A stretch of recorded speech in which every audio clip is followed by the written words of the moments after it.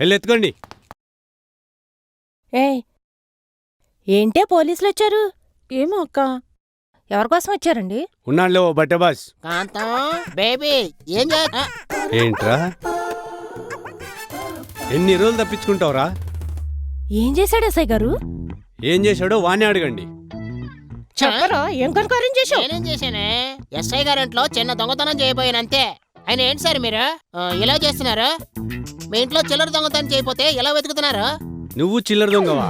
ఆ, మా ఇంట్లో నువ్వు చేసిన దానికి నిన్నక్కడే పాతి పెట్టాలరా, కానీ నువ్వు దొరకలేదు. అంత తప్పేం చేశాడండి?